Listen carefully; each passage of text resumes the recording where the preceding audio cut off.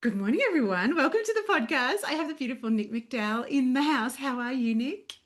Hi, I'm very well, thank you. Thank you so much for inviting me on. Oh, I'm Excited so to be excited for here. this. I'm excited for this chat because you and I have known each other for a little while now. Our paths collided in the intuitive human design world. But I think before that, I had already started following you on Instagram because you know how we were just talking about how people just come into your path when they're meant to. So Yeah, exactly. you are the authentic astrologer on Instagram. Would you like to Yeah. introduce yourself and what you do in the world? Yeah, so I go by the authentic astrologer, and it's not to, be like, oh, I'm the only authentic astrologer out there. But I chose that name because I look at the visible sky, right? So it's true sidereal. I reference the true visible sky, which to me is authentic Yeah. astrology. Yes. And yeah, so I work with astrology. I read or translate people's natal charts. Yeah. And I also do true sidereal human design.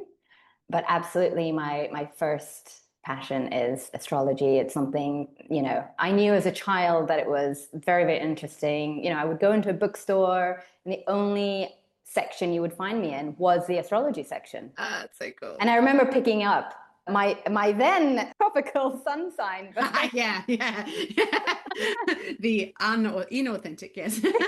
Well, but interestingly, my tropical sun sign became my true sidereal moon sign. So Yes. that's why the resonance is still there. It's not like your whole chart, as you know, it doesn't change completely, but it just moves things around. Yes. And I do realize, like, yeah, my inner consciousness and how I like feel kind of privately or instinctively, all the, and Mhm. like what I need from like a comfort security basis, which is all, The moon related moon. Yeah, yeah, stuff, yeah, yeah. is very much Capricorn Yes. and not Aquarius, if anyone's wondering what it was. My Yeah, yeah. tropical, right?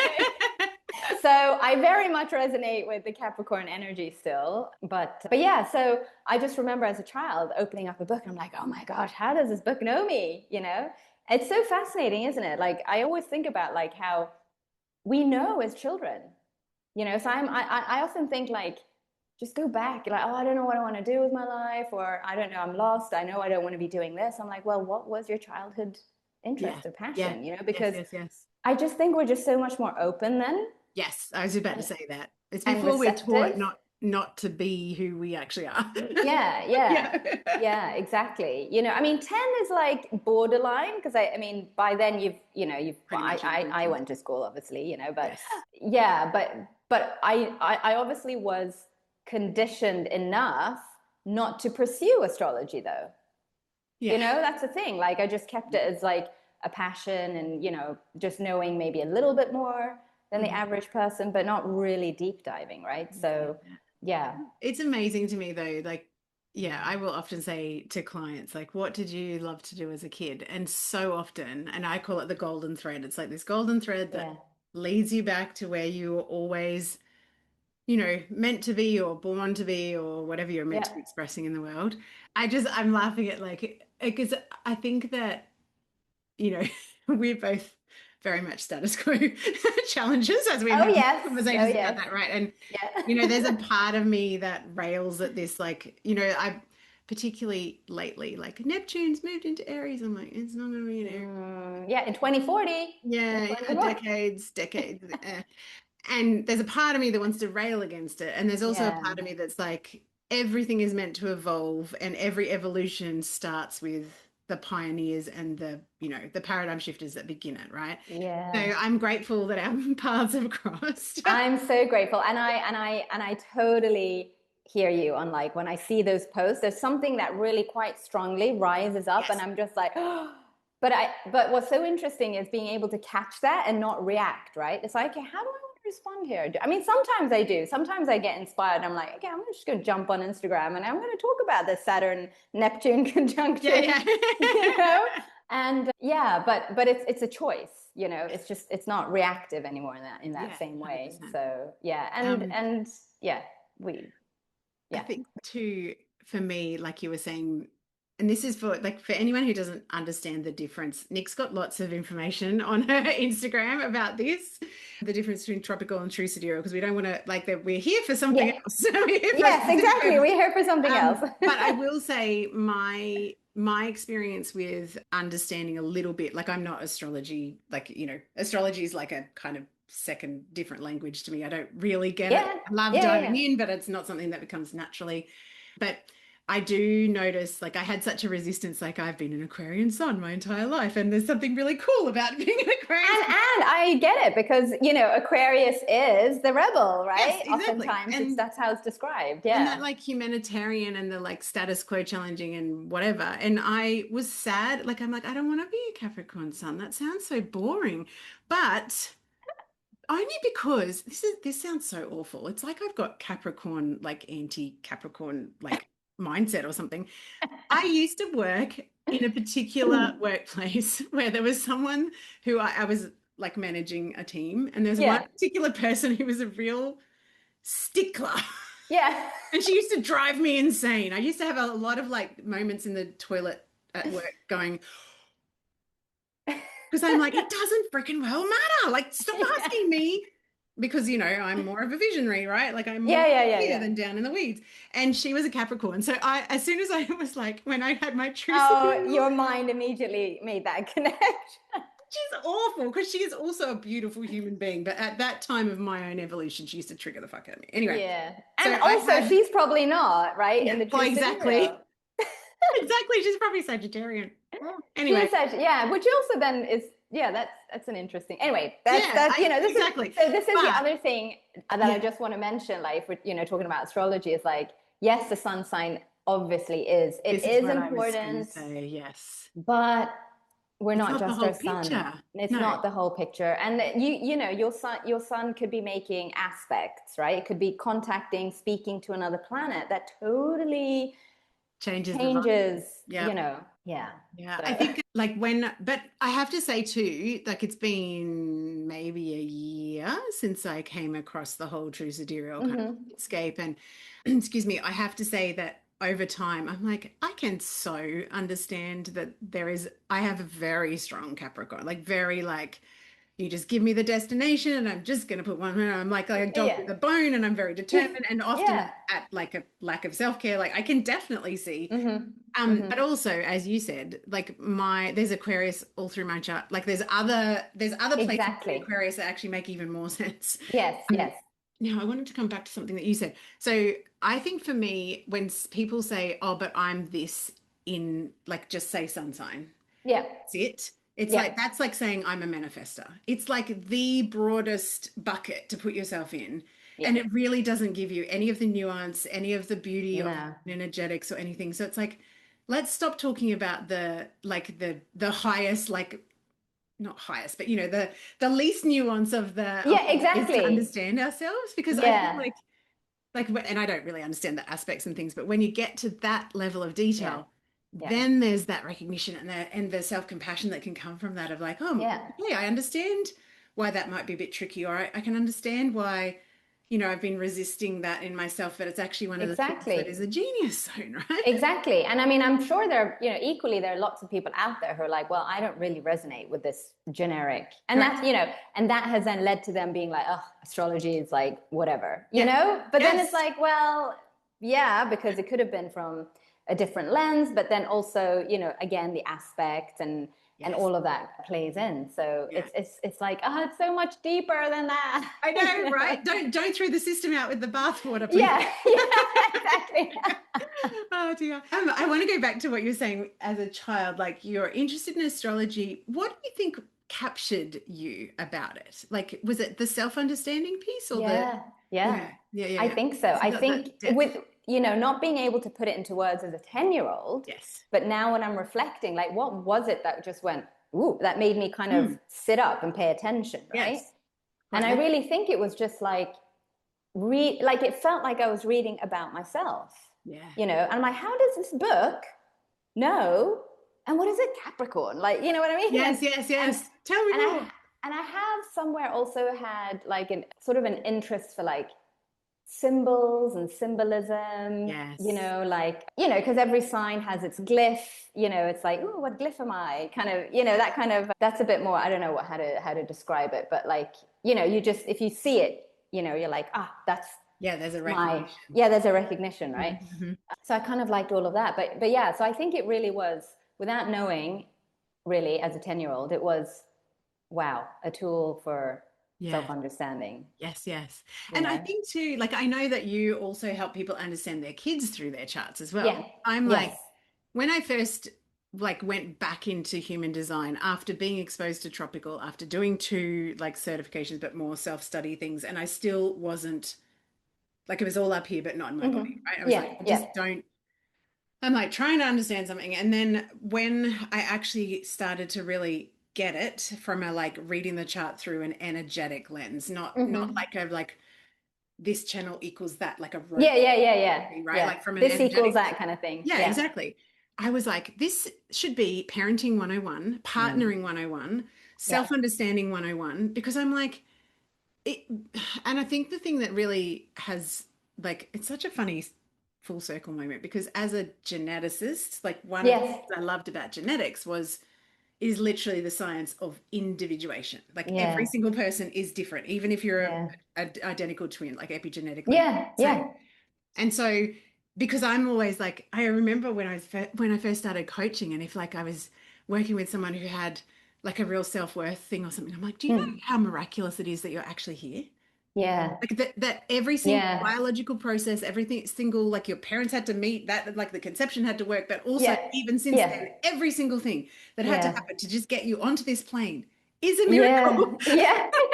I know. It's literally a miracle. I don't know. There's like not almost 9 billion of us, which might seem like it's not miraculous, but it bloody well is. Yeah. Yeah. And then also when I discovered like the depth of human design, the way that I'm starting to understand it, I'm like, this is the answer to Yeah. relationship conflict, Yeah. even the fucking power plays and bullshit that go on in the world. Like Yeah. everything to me can be Yeah. explained through an energetics lens and a power differential and how we hold certain individuals higher than others, like Mm-hmm. those Mm-hmm. systems of oppression, right? And that's actually Totally. something that I like, I just did an example with the Capricorn thing. I hate how in some astrology circles and some human design circles, it's like there's better signs and better Oh, than other times. oh my gosh, yeah, no, I know, I can't stand that. It's very clickbaity too, like, oh, which is and I think I actually did a post about it months ago now, because it was Yeah, yeah, last year, and it was, yeah, which are the best and the worst signs, yeah. and I knew people would probably be like, I'm like, spoiler, there aren't any, Yeah, exactly. And like, we've all got everything anyway. that's the thing. That's the thing. And I've often spoken about Virgo, Yeah, because yeah. some poor reason, right? Or like, or not poor reason, but for some reason, poor Virgo rather gets such a bad rap. I have I I get have two it. Like, tropical Virgo daughters oh, who are not Virgo. Anyway, whatever. and I totally get it. Like, Yeah. Virgo can be very critical and like super analytical, and they want it just so, and Yes. Yes. they're critical, but really because they're critical of themselves, right? Yes. And so there's that projection happening. Mm-hmm. Hello, I think we can all agree that we can be that way, Yes. right? 100%. And certain things trigger that in us, and that's where the natal chart comes in, and you can actually see, oh, what house Yeah. is ruled by Virgo. And so, for my own example, Yeah. my eighth house of Yes. like shared resources, Yeah. intimacy, and sex is Yeah. ruled by Virgo. I can Yep. tell Yep. you, it kind of gets in the way sometimes. Do Because you know what? You go. You go. sorry, I was just going to say, because Go. I've also, so I have two quite heavy planets in my eighth house. So like, and it's not my sun, it's not my moon or anything like that, but I have Saturn and Pluto in there, and it's like, oh my gosh, and they're making a conjunction. So, Yep. there's just no way you can get away from, the eighth house. And depending on the house system, that can move into the Changes. seventh, right? But it still makes sense because it's about relationships and, marriage. And yeah, it's been challenging, Yeah. Yeah. Yeah. but on a much deeper level, eighth house is like, the seventh house is like, what you see kind of surface level, Yes. and then the Acres eighth under house the is like, covers.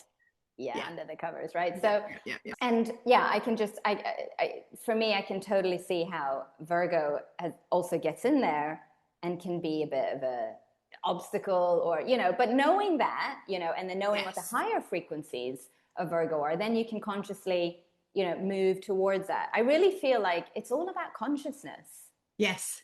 you And I think know? too, it's the shadow and the light of everything, right? I'm pretty sure I have got like 4 planets in the eighth house. Yeah, yeah, yeah. And so I naturally gravitate towards eighth house themes, right? Because of my own lived experience, and then, Yes. oh, how are other people navigating it? And, you know, can it show me something more? Can it, you know, to better understand why am I this way? Like in Yes. certain, Yeah. Yeah. and you know, the eighth house is also the house of triggers. Like we need another, like we will get triggered. That's just accept it. You will get triggered Yeah. in the eighth house, but it requires another person for the trigger to happen. Yeah. Unfortunately, you know, so I look at my husband, I'm like, you're my curse and my, Yeah. I my know. gift, you know, you're both, right? It's But so true. and this is another thing that I'm going to probably delve into and kind of see what I can kind of create. But I do think there's like some kind of correlation between like what sign rules your house Yes. and how you show up in the bedroom. Yeah. You Yeah. know? And Oh, I think interesting. like, and you know, what's my partner's? You know, is it Yes. compatible? And Yes. Yes. you Yes. know, Yeah. all that kind of thing, right? And like, and you know, and I think honestly, I feel like a lot of, yes, of course, you have like the elements, right? Yeah. Typically, fire and air, Mm-hmm. you Mm-hmm. know, complement each other more, and then earth and water, and then Yes. the other ones are a little, you know. So there is that. I mean, nature is nature. You Yes. know, that's we can't get away from it. But you know, I do also think there is a lot of free will, you know, Yes. and if Yeah. there's Yeah. Yeah. love and if there's, you know, compassion and respect, then you know, we can move towards Yeah. something that actually works together, you know. So Yeah. especially in like a couple's Yeah. situation, I think. Say too, like I have to say, like we've been married. It's actually tomorrow is the 30th anniversary of my first date with my husband. Oh, 25th of February, 1996. happy anniversary ahead Thank of you very time. much. But I have to say that for both of us, like, you know, every single marriage, you bring in all of the, you know, baggage and wounding from your own Mm-hmm. childhood, and you're trying to smush two, you know, family cultures together and blah, blah, Mm-hmm. blah, like all of those things. Mm-hmm. It's not freaking easy. And I think for me, like, I don't know why I was thinking this the other day, but you know, when they like interview people, oh, you've been married for 50 years, what's the secret? You know, that those sort of, and I'm like, I Give me the reckon, one thing, the one yeah, yeah, thing. well, the one thing I know, I watch one of those, and then one of the men's like having a nip of whiskey together at 10 o'clock at night every night. I'm like, pass, pass. Oh my gosh, that's like the worst. I know, right? I need to do that. Okay, no, it's No. not gonna work. But I think my only thing is like stay in the room. Stay in the Yeah, room. Like that's it. yeah, Like sometimes you're gonna trigger the fuck out of each other, and sometimes you let each other down. And yeah. yeah, there's all sorts of learnings and unlearnings. I think staying in the room and keeping your mouth closed when it doesn't need to be said, which I'm not great at. But But also, you're aware of it? Yeah, yeah, coming back and being like, you know what, I really fucked that up. Like yeah, I don't want to act like that towards you, and I wouldn't want to receive it either. Like yeah, I yeah, think that's all very eighth housey sort of like, you know, like you're going to rub. I think that yeah, any relationship where there isn't friction, someone is lying. yeah, Like yeah, I yeah, yeah, literally just don't yeah. think that Exactly. No, because there's definitely we all, like you said, we totally all have baggage, and you know, the eighth house especially is like, you know, it's about inheritance, financial, but it's Mhm. also about energetic inheritance Yes. from our parents. Yeah, exactly. Yay, you And know, generationally, right? Because like generate. Yeah, epigenetically, like we are already imprinted before we get here. Yeah. exactly, exactly. Yeah, I want to get to your specific area of interest, but I'm just wondering, yeah. given that we've spoken about the eighth house, do we have enough space to go through just quickly the houses? Because I want to set the scene for why this particular house has been Sure, sure, sure, sure. Yeah, really we like could do that. attracted you. Yes, yes, yes. Because it sounds like as we're talking, Nick, I get this feeling of like you almost like dancing with all of the different parts of the house, and some feel very like juicy to you, Oh or yeah, there's something to learn here, or something that feels important to dive into. yeah, So, yeah. good. And actually, my chart. If you look at my chart, it's Yeah, very top heavy. Actually, I don't have yeah. any. I don't have any planets 1 to 6 or Really? 7 even. I don't have any planets. Yeah, 1 to 7, I have no planets. So what does that for people like me that have no freaking idea like of Mhm. how to even look at a chart? What Mm. if you saw that in someone else, what would you immediately think? Like there's Well, I would immediately think that their life in this lifetime is really about the other, like more, like quite a more of a public. public and And when I say yeah, public or like visible or, or like kind of collective. working, yes, working Yes. towards a collective, Yeah, working yeah. towards something that is like a collective vision is quite, Do is you have probably quite important. mostly collective circuitry in your human design? That Oh makes me gosh, wonder. I can't. No, I have I I have don't all know that. collective. Oh no. Oh, Oh, you're all but one. I have one tribal and then everything else is collective. Yeah. you know what? I can't. Oh, I can't actually remember, No, but I do it's not know. something I know off the top of my head either. I'm not meaning to put you Yeah, on the spot. I'm yeah. just interested. Yeah. So that would be like the first thing that That's what I you would would think. pick Yeah. up on. Yeah. And then obviously, okay, is there a house that's specifically more Yes. active than another? So Focus. that would Yes. also. So for me, it's the 11th house, which is Yeah. also like totally. I'll get to Yeah, yeah, it yeah. So in a take us few. on a quick tour and then I want to get Yeah, into yeah, the yeah. other Okay, house. so basically, so the first house is basically you. Your identity can be your physical appearance, how you show up in the world, that kind of thing, right? And I'm going to take it just very Yes, simply and for yes, we're um, not meaning this to be a textbook. We're meaning it to yeah, be just yeah, yeah, a little introduction. yeah. But yeah, but for example, if you have quite an active first house, you could very well people would see that Yes. quite. Okay. It wouldn't be you wouldn't be secretive. Let's put it Yes. that way, right? Yeah. Yeah. It's Yeah. Yeah. Yeah. all there for everyone to see. Yeah. Yeah. Right. Yeah. So and then second house is about your own resources. So my resources, Yeah. money, finances, security, Mhm. safety, that kind of thing. Skills and talents also come into the second house. Mhm. Third house is communication, education, siblings, your Yeah. local environment. Hmm.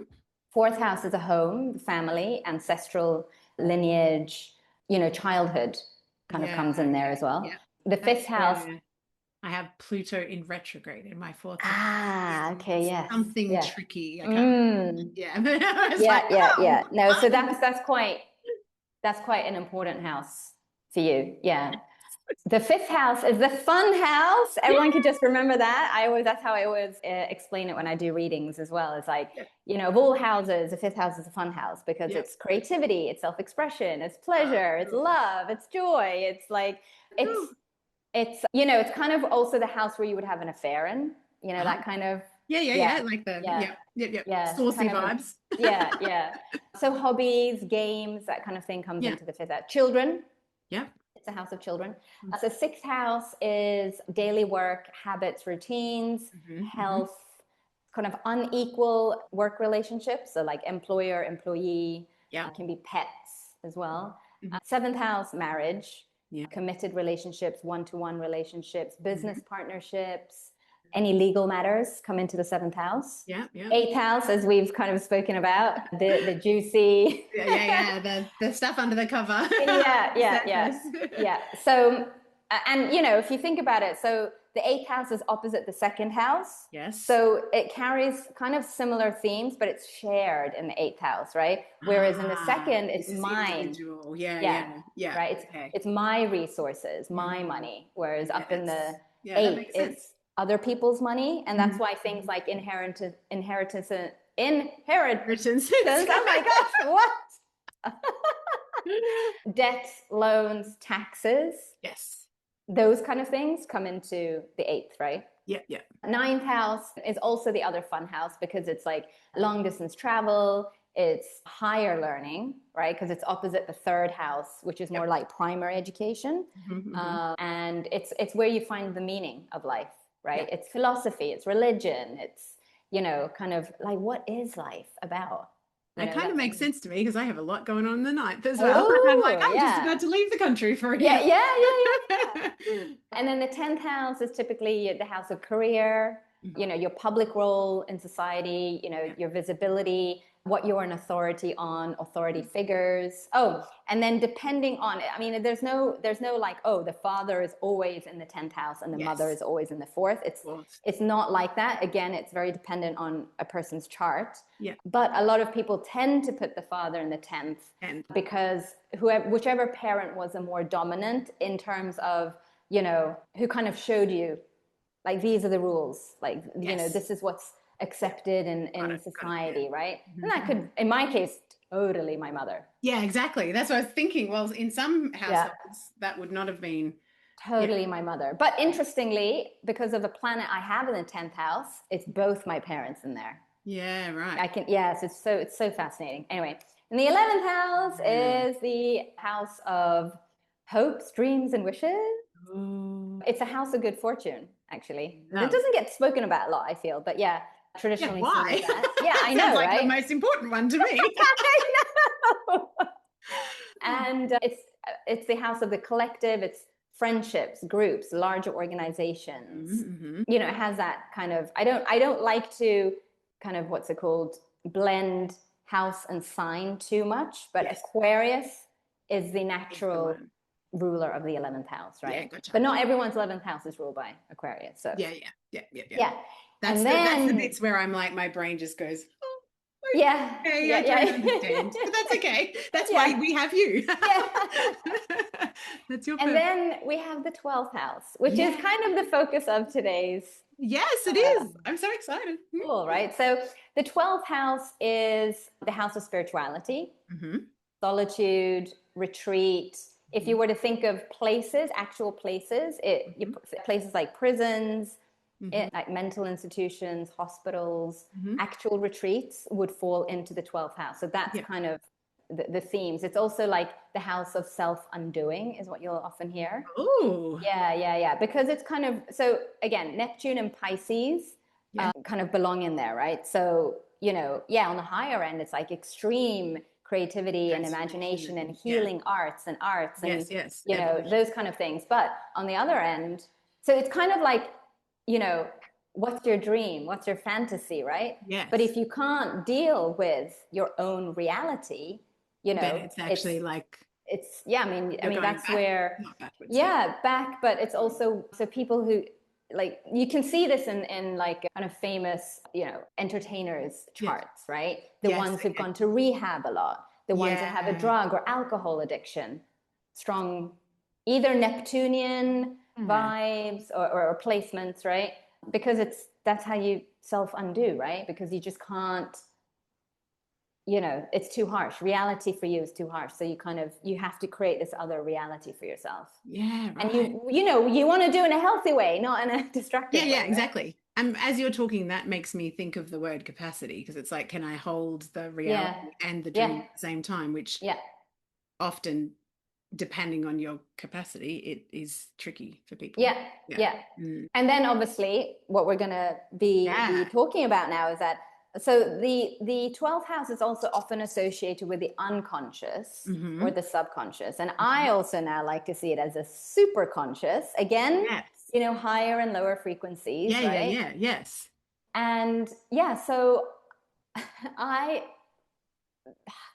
say like around last summer, I really started getting very drawn to, well, first of all, I was just deep diving into Pluto. And Pluto is a planet, is about the collective unconscious as well, right? I mean, all those outer planets, so Uranus, Neptune, and Pluto, kind of talk about some kind of unconsciousness on the collective level.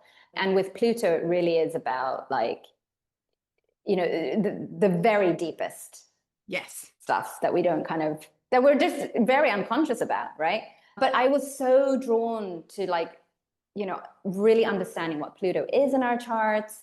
Like because I have Pluto in my 8th house, how is that kind of, you know, influencing things? And I think, you know, Carl Jung said it. He said it best, right? Until you make the unconscious conscious, you know, you will view life as fate, as if your life is ruled by fate, right?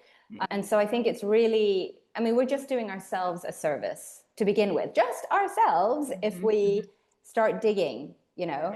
But then last year, all of last year was just a whole, you know, it was very Jupiterian in the sense that it was like higher learning and, you know, going into like all kinds of learnings and courses about, you know, kind of manifestation and subconscious and how, because essentially I really do believe that we create our reality. Yeah. And that can be really hard to accept, you know, especially when our external is like, I created that. Yeah, there's a bitter pill to swallow, right? But also exciting once you realize it and surrender to that understanding. Exactly. And I also often think like, well, you know, those times when you've just had something amazing happen and it seems like you had no role in it, right? Yeah. You have had a role in it, right? And if you think about the fact that we only use 5% of our brain, right? Isn't that wild? Like, what if we even use just a little bit more? Like if that thing was magical, it could be even more magical, you know? So that's kind of where all of this started taking me down. Yeah. And interestingly, in my chart, progressed Mercury, which is a separate chart that we can talk about some other time. Yeah, I know. I'm like, we need like 10 different episodes. Anyway. My progressed Mercury moved into the 12th house. Yeah, right. At around this time, right? So it's like typically, you know, when we talk about the progress chart, it's more of a symbolic unfolding. It's not necessarily anything that you'll see on the external, but, you know, something was being moved inside of me that took me down, you know, these paths, right? Yeah. And it was really while I was reading this book by, what's his name? Joseph Murphy, I think, from the 60s, The Power of Your Subconscious Mind. Yeah. That I was reading it and I was like, okay, isn't there a way? Like, I wonder, I do remember asking like a wonder question. I wonder how one could relate the subconscious to one's own natal chart. Yes. Right? Because there's so much talk about the subconscious and do this and manifest this. And so I'm a little around the word manifestation. Yeah, right? I agree completely. Because I think it's a buzzword that is used to make people money. Yeah. Exactly. But it is a good word. Yeah, of course it is. So I do have to use it in this sense. And so I just thought, well, maybe could one of the reasons be that it's so hard for us sometimes to like get our minds around it? And I know often it's not really our minds that need to kind of get in there, right? Can it be difficult because, you know, we're just following someone else's script? That's what I was just about to say. This is my whole anti-manifestation thing. Because like everything that we always talk about, it's like there is no one size fits all that magically manifests, because if you strip manifestation, the word, back to its essence, it is having something that is not yet real become real. That's it. Yeah. So there is no magical formula that will do that for every single person, and we all have different wiring that will allow us to enable manifestation to work. And I think for a lot of us, the way that we use it is to manifest shit accidentally, not intentionally, obviously. I'm not saying that, but know, recreating old patterns from childhood. Exactly. And also, you know, could it be that we're manifesting crap because when you do because it is becoming more conscious. You are working more with your consciousness, right? But then unconscious stuff might surface. Yes. You know, and then we're not ready for that. And then we're like, and then subconsciously that ends up affecting, you know, the way we decide to do something or the way we, you know, react. So I think it's like that. So that's kind of where I was. And again, you know, I have not discovered like the thing that's going to do it for you, you know. No, but you've created something that helps people find their own way. That's what I like about that's the thing. Yeah, that's the thing. So, I mean, I call it, so this framework that I've created is called the 12th house Superconscious Scripting. And it's a loose framework. I feel like I kind of, you know, give you some guidelines and as to what to think about. And it basically is looking at your 12th house. Now, I typically do not just focus on one house, you know, like in a natal chart, unless you have like, you know, 5 planets, everything in it. House, you know, it's like we have to talk about this house, right? We can't pretend that that's not there. No, and then you could talk about it for an hour, you know. But typically, you want to kind of look at it holistically. But for this specific exercise, we are looking at the subconscious, right? And initially, it was a subconscious, but then as I was having conversations with people, you know, and this woman I met, she said, oh, but there's a conscious and the subconscious, but then there's also the superconscious. And I think like everything went ding, like, oh, I need to like this, there's something here for me, you know? Yes. And so I just started just kind of thinking about it a bit more. Oh, and then I got to read The Game of Life by Florence Scovel Shinn. This book was written back in 1925. And Kylie, when you read it, you're going to be like, oh, this is what all you guys have taken your material from. I get it. Okay. I love the OG books, right? It's like, oh my God, I want to know you back in 1920. Can you imagine being a woman writing a book like that in 1920 something? Yeah, I mean, seriously. And it's so relevant. It's so relevant. So I implore you to get. You've got to give me the details and I'll put it in the show notes. It's actually not, I don't have it myself. It's actually, because it's from 1925, it's a little difficult to find, but you can look it up on YouTube, and there's this one account that actually reads it out loud, but also shows you just the page that they're reading. Yeah, gotcha. And so for me, I love it because I'm like listening and reading, right? And this is one of these books that you don't want to just read it once. No. You read it the first time, you're like, oh my gosh, right? But and then you realize, okay, so this is what that manifestation guru is talking about. Oh, and this is what they're talking about. And they've just taken things, and like no one's reinvented anything, right? Or you don't have to. Like it's. But what's amazing to me is like we've moved so far away from this, and I feel like if more people just read her book, for example, and it kind of took in, and it might seem a little woo to people, but it is like, it's not just facts and evidence and proof, there's got to be both, right? And I think we've totally lost that kind of more of that. Basically it's Jupiter. The way that I explain it, I mean, Jupiter is faith, taking that leap of faith. I don't know. Yeah, I don't know. I have no evidence for this, but I'm choosing it. Whereas Mercury, which is again the opposite in the house, right? Mercury is the one that is like, okay, give me the facts. Yes. Back it up. Yeah. Yeah. So we've gone a little bit too much towards Mercury and not enough with Jupiter, right?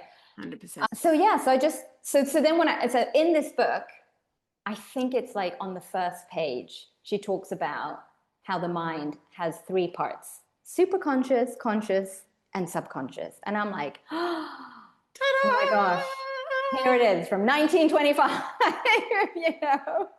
So wild, isn't it? I love these, like, I love how the universe is just like, Nic, this is part of your purpose in life. So I'm just going to drop the breadcrumbs and breadcrumbs and breadcrumbs. And you could not listen. Like that's a conscious choice. That's where free will comes in. Exactly. I love it when, like, as you're talking, you're having what I like to call like chiropractic adjustments of the soul when something. Yes. I cannot ignore that.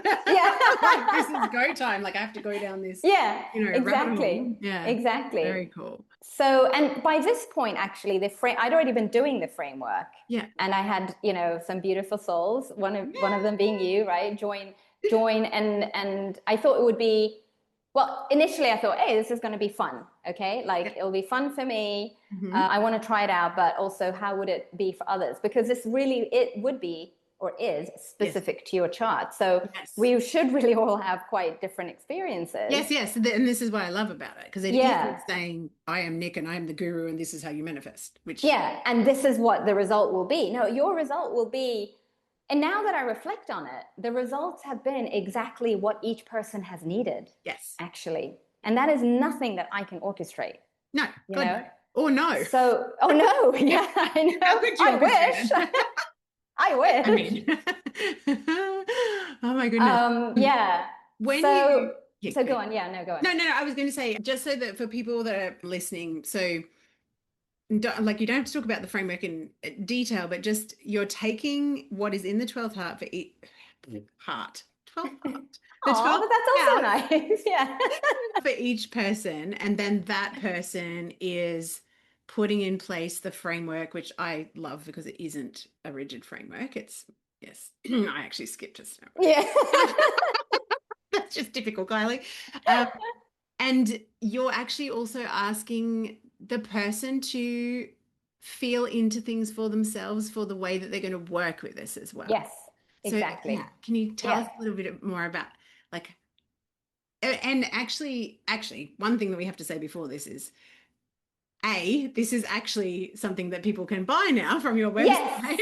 But yes, exactly. Just be aware that if what we're talking about with true sidereal, true sky astrology versus tropical is kind of feeling juicy for you, maybe when you do it, you might want to be working with your true sidereal chart. Yeah.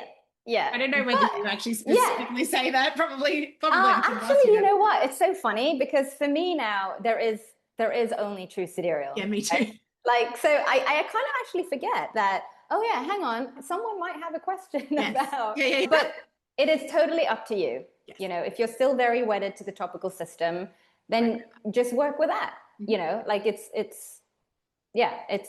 very much dependent on what you would like to do. But, you know, of course, I do see the true sidereal, like, peeling back layers. Yes. You know, like you have the tropical and then you have the true sidereal, and then it's like, oh, okay, right? And since we are working with things that are quite deep, you know, and like really the essence of us. Yes. I mean, if you want my honest opinion, I would say I would strongly recommend working with your true sidereal chart. So the framework itself is basically 11 very short audios, and I deliberately made them short because everyone's attention span is just, well, also, we don't need more information. We need integration. Exactly. Yeah. So I'm so clear on that. Yeah. Like, yeah. We are full. Yeah, absolutely. And, you know, it shouldn't be this very difficult thing to do. And also, if anyone's wondering, oh, do I need to know astrology? No, you don't need to know any astrology. Like, you could just listen to my tracks and you would be guided.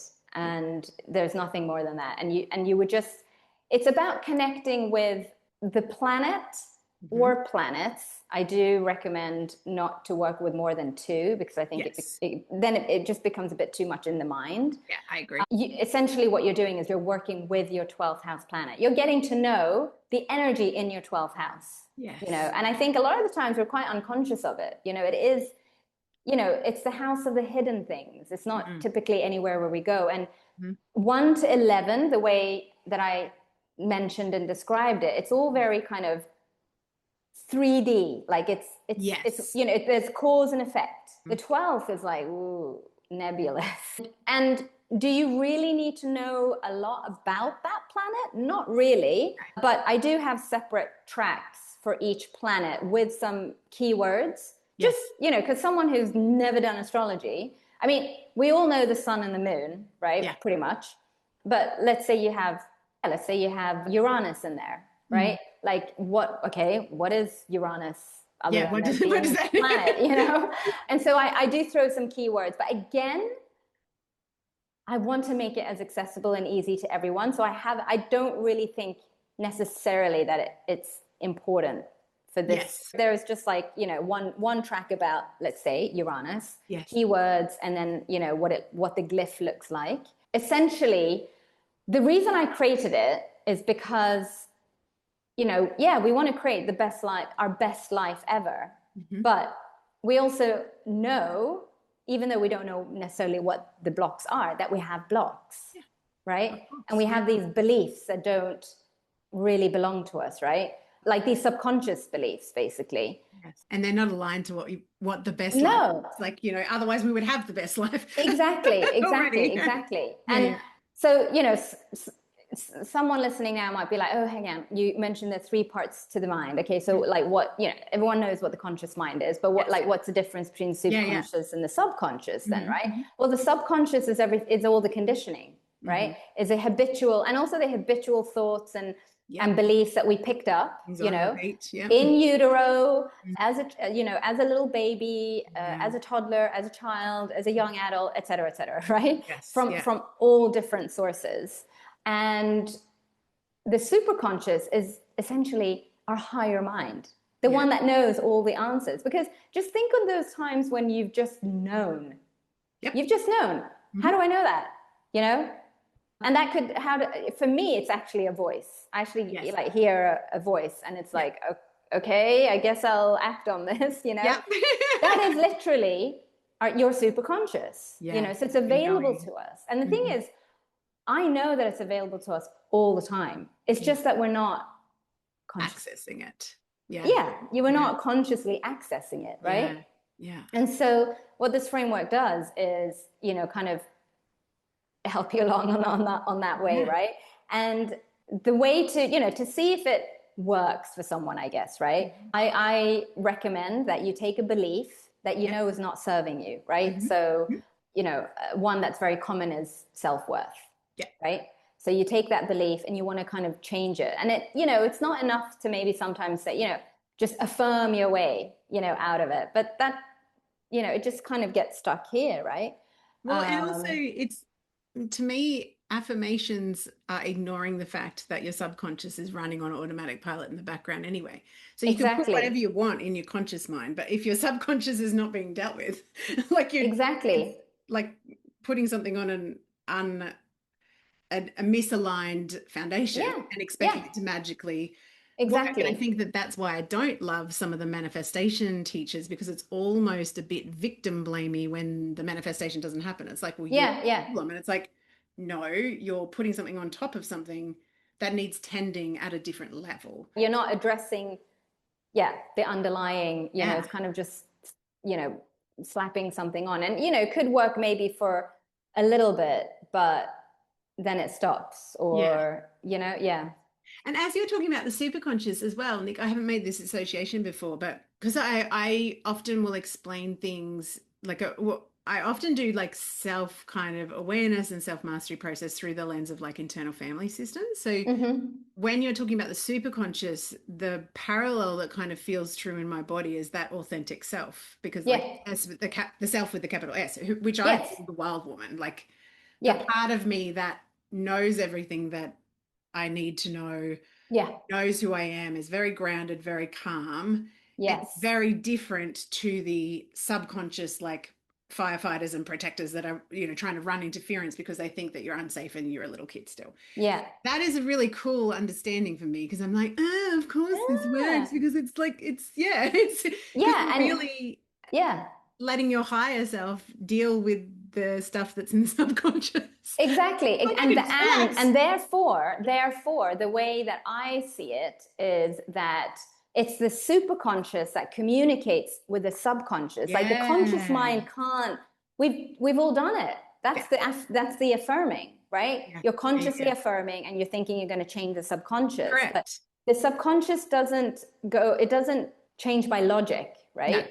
No. I mean, like, God, no. You can read all books on this, and where it says like it's not that, right? It's so, and the superconscious, you know, it communicates through symbolism, through you know, visuals, through feeling, through, you know, and that's why, like, when they're more connected, that's when I believe that the subconscious can start, you know, changing, right? And that's what we want to be doing.